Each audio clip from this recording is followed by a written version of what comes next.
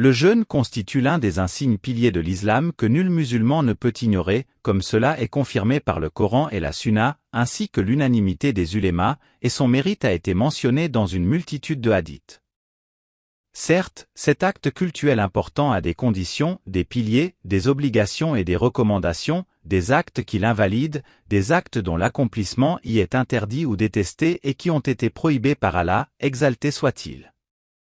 Comme le jeûne possède différents bénéfices et de multiples vérités spirituelles que le musulman se doit de connaître pour qu'il adore son Seigneur avec clairvoyance et pour que son œuvre soit acceptée et largement récompensée. Parmi les mérites du mois de Ramadan, Allah, exalté soit-il, dit, sens du verset. Ô les croyants! On vous a prescrit Ayyam comme on l'a prescrit à ceux d'avant vous, ainsi atteindrez-vous la piété. Coran 2/183. Le prophète, Salah alayhi wa salam, a dit. Allah, exalté soit-il, dit, que toute bonne action du fils d'Adam lui appartient à l'exception du jeûne qui m'appartient et c'est moi qui en fixe la récompense. Le jeûne est une protection. Lorsque l'un d'entre vous jeûne, qu'il se préserve des actes impudiques et des cris, et si quelqu'un l'insulte ou l'agresse, qu'il dise « je jeûne ». Par celui qui détient l'âme de Mohammed dans sa main, l'odeur qui se dégage de la bouche du jeûneur est plus agréable à Allah que le parfum du musc. Le jeûneur a deux joies, une première lors de la rupture du jeûne, et une seconde lorsqu'il rencontre son Seigneur, il est alors satisfait de son jeûne, Bukhari et Muslim. Au paradis, il y a une porte, dite Al-Rayyan, par laquelle entreront les jeûneurs le jour de la résurrection, à l'exclusion de qui que ce soit d'autre. On dira, où sont les jeûneurs? Et ceux-ci se lèveront. Après qu'ils seront entrés, cette porte se fermera et personne d'autre n'entrera plus, Bukhari et Muslim. Quiconque jeûne le mois de Ramadan avec une foi sincère et en espérant la rétribution d'Allah se verra pardonner tous ses péchés antérieurs, Bukhari et Muslim. Le jeûne et le Coran intercéderont en faveur du serviteur d'Allah le jour de la résurrection. Le jeûne dira, Mon Seigneur, je l'ai empêché de se nourrir et de satisfaire ses désirs durant la journée. Accepte mon intercession en sa faveur. Et le Coran dira, je l'ai empêché de dormir la nuit. Accepte mon intercession en sa faveur. Alors, leur intercession sera acceptée, Ahmad et autres, Al-Etami, Hassan, Al-Albani, Saï. Les piliers du jeûne. Ils sont au nombre de 4. 1. L'intention. 2. Le fait de s'abstenir des actes qui l'invalident, dont la consommation de nourriture et de boissons. 3. Le respect de son temps qui va de la pointe de l'aube jusqu'au coucher du soleil. 4. Le statut du jeûneur qui doit être un musulman pubère, en pleine possession de ses facultés mentales, capable d'accomplir le jeûne et ne figurant pas parmi ceux qui sont empêchés de jeûner comme le voyageur, le malade, ou la femme qui a ses menstrues ou ses lochis. Bénéfices du jeûne. A. Benefices spirituals. 1. Le jeûne ancre la piété dans l'âme, ce qui est l'un des suprêmes secrets de cet acte cultuel. 2. Il apprend aux musulmans la patience et renforce la volonté. 3. Il lui apprend la maîtrise de soi. 4. Il permet de vaincre les passions de l'âme, car la satiété en nourriture et en boisson et les rapports charnels engendrent l'orgueil, la ladrerie et l'insouciance. 5. Il aide le cœur à s'adonner à la méditation et à l'évocation d'Allah, exalté soit-il, car la satisfaction des désirs endurcit et aveugle le cœur et s'interpose entre ce dernier et l'évocation et la méditation, entraînant l'insouciance, alors que le ventre vide éclaire et attendrit le cœur, dissipe sa dureté et le dispose à l'évocation et à la méditation. Si il rétrécit les voies de circulation du sang que Satan, le tentateur perfide, emprunte et barre la route aux instigations de Satan, qui circulent à l'intérieur du corps de l'homme comme le sang, et atténue le désir et la colère. B. Bénéfices sociaux. 1. Le jeûne apprend aux musulmans l'ordre et la solidarité. 2. Il répand la justice et l'égalité parmi eux. 3. Il fait naître la clémence et développe un bon comportement chez les croyants. 4. Il apprend aux riches à reconnaître la grâce d'Allah, exalté soit-il, qui les a comblés, contrairement aux pauvres, de vivres et d'habits en abondance, ainsi que d'une vie conjugale remplie. En s'abstenant de jouir de ces choses licites pour un temps déterminé et en goûtant la peine qui suit cette abstention, le riche se souvient de celui qui en a été totalement privé, ce qui l'amène à rendre grâce à Allah, exalté soit-il, pour tout cela et à aider ses coreligionnaires indigents. 5. Le jeûne préserve la société des maux et de la corruption. See Benefices Sanitaires. 1. Le jeûne nettoie les intestins. 2. Il remet l'estomac en état. 3. Il purifie le corps des déchets et des résidus. 4. Il réduit l'obésité et l'embonpoint. Pratiques illicites et détestables pendant le jeûne. À pratiques illicites, ce sont toutes les pratiques qu'Allah, exalté soit-il, a interdites en dehors du mois de Ramadan, mais dont l'interdiction devient plus rigoureuse eu égard à l'éminence de ce mois béni. Ce sont entre autres les mensonges, la médisance, le colportage, les propos grossiers, ainsi que le fait de regarder les émissions et les films obscènes et d'écouter les chansons. Le prophète, sallallahu alayhi wa sallam, a dit: celui qui ne renonce pas aux paroles et aux actes illicites, ainsi qu'aux hostilités, verra Allah se désintéresser totalement du fait qu'il renonce à sa nourriture et à sa boisson. Bukhari. B. Les pratiques détestables. 1. Se rincer la bouche et le nez en exagérant. 2. Goûter la nourriture sans nécessité. 3. Saliver, récolter sa salive et l'avaler. 4. Mâcher du chewing-gum dont les composants ne se dissolvent pas avec le mâchage. Si ceux-ci sont solubles, même en partie, le jeûne devient invalide. 5. Les baisers qui stimulent le désir. 6. Laisser des restes de nourriture entre ses dents. 7. Respirer quelque chose dont des particules pourraient parvenir à la gorge, comme le musc en poudre ou l'encens. 8. Jeûner 2 jours ou plus de manière ininterrompue.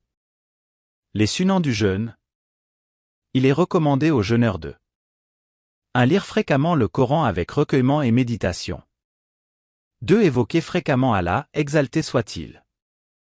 3. Multiplier les aumônes. 4. S'abstenir des paroles futiles et des actes qui ne sont pas rétribués, même si ce ne sont pas des péchés.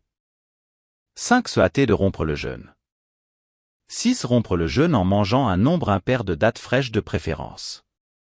S'il n'y en a pas alors avec des dattes sèches, sinon en buvant de l'eau. 7. Invoquer Allah, exalté soit-il, en rompant le jeûne. 8. Prendre le repas du sûr et le retarder jusqu'à peu avant l'aube. 9. Donner à d'autres jeûneurs de quoi rompre leur jeûne. 10. Entreprendre une retraite spirituelle au cours de la dernière décade du mois. 11. Effectuer la prière nocturne, et particulièrement pendant l'Ela al-Qadr. Les exigences du jeûne relatives à l'aspect intérieur. Elles sont au nombre de 6. 1. Le jeûneur doit éviter de regarder tout ce qui est détestable et blâmable, ainsi que tout ce qui peut distraire le cœur et le détourner de l'évocation d'Allah, exalté soit-il. 2. Il doit s'abstenir de proférer des élucubrations, des mensonges, de médire, du colportage, des mots grossiers, comme il doit obvier à ce qui provoque l'aversion, l'animosité et les disputes. 3. Il doit s'abstenir d'écouter tout ce qu'il est détestable, car ce qu'il est illicite de dire est également illicite d'écouter. Voilà pourquoi Allah, exalté soit-il, a lié l'ouïe au gain illicite en disant, sens du verset, ils sont attentifs aux mensonges et voraces de gains illicites, Coran mai 1942. 4. Il doit s'abstenir de commettre des péchés et des actes détestables avec ses autres membres, et de consommer des nourritures suspectes au moment de la rupture du jeûne, car il ne convient pas que le musulman s'abstienne de consommer ce qui est licite, puis rompe son jeûne en consommant ce qui est illicite. Le prophète, sallallahu alayhi wa sallam, a dit, il est des jeûneurs qui n'obtiennent de leur jeûne que la faim et la soif. Al-Albani, Sahih. 5. Il ne doit pas manger excessivement au moment de rompre le jeûne au point de se remplir le ventre, car il n'y a de pire récipient qu'un ventre rempli de nourriture même licite. Si il doit, après la rupture du jeûne, avoir le cœur qui oscille entre la crainte d'Allah, exalté soit-il, et l'espérance de sa récompense, car il ne sait pas si Allah, exalté soit-il, acceptera son jeûne et sera ainsi parmi les rapprochés ou s'il le refusera et sera parmi ceux qu'il haïra. Il doit éprouver cela après l'accomplissement de tout acte cultuel. L'école du jeûne. Le jeûne est l'un des actes qui aide le mieux le musulman à combattre ses passions, à dominer ses désirs, à purifier son âme et à l'amener à respecter les limites qu'Allah, exalté soit-il, a déterminées. Le jeûneur s'abstient donc des futilités, des injures, de porteurs atteintes à l'honneur d'autrui, de la médisance et du colportage. Le jeûne l'amène à éviter la duperie, la fraude, la tricherie, la trahison, les turpitudes, l'usure, les pots de vin et la spoliation d'autrui par la ruse. Le jeûne incite le musulman à concourir aux bonnes œuvres, dont l'accomplissement de la prière et l'acquittement de la zaka de la manière correcte et la plus conforme aux directives de la charia. Il l'encourage à prodiguer les aumônes et à se lancer dans des projets utiles. Il l'amène à gagner licitement son pain et à s'éloigner des péchés et de la turpitude. Le mois du djihad et de la victoire. Le mois de Ramadan est par excellence le mois de la lutte pour la cause d'Allah, exalté soit-il. C'est au cours de ce mois du jeûne que les musulmans ont remporté la majorité de leurs victoires. En l'an 2 de l'Hégire, l'islam vainquit le polythéisme dans la grande bataille de Badr. En l'an 5, les musulmans se préparèrent à la bataille du Fossé. En l'an 8, eut lieu la conquête de la Mecque. En l'an 9, certains faits de la bataille de Tabouk eurent lieu. En l'an 10, le prophète, sallallahu alayhi wa sallam, dépêcha Ali ibn Abi Talib, qu'Allah soit satisfait de lui, à la tête d'un escadron au Yémen. Les pratiques qui invalident le jeûne. Le jeûne devient invalide si le jeûneur procède pendant la journée aux pratiques suivantes. 1. Manger ou boire délibérément.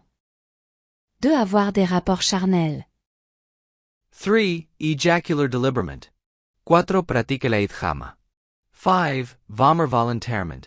6. Pour les femmes, voir s'écouler le sang des menstrues ou des lochis.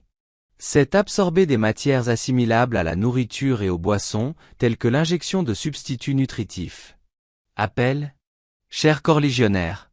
Voilà venu, pour vous, Ramadan, le mois du repentir et du pardon, le mois où la récompense des bonnes œuvres est multipliée et où les péchés sont pardonnés.